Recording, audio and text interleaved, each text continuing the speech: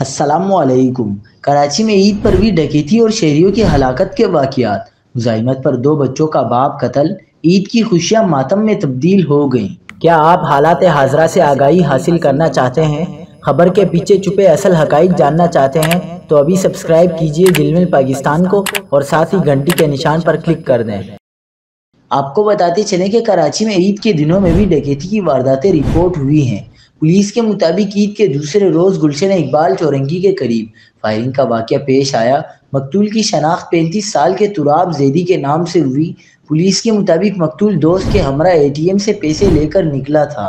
2 motor سائیکلوں پر 4 ملزمان نے لوٹ مار کے دوران فائرنگ کر کے قتل کر دیا۔ مقتول کو ایک گولی سر پر لگی جو جان لیوا ثابت ہوئی، جس کے بعد رواں سال ڈاکوؤں کی فائرنگ سے مرنے والوں کی تعداد 59 تک جا پہنچی ہے۔ مقتول کے ورثاء کا کہنا تھا کہ مقتول 2 بچوں کا باپ اور کال سینٹر میں کام کرتا تھا۔ نماز جنازہ بعد نماز ظہر امام بارگاہ انچولی میں ادا کی جائے گی۔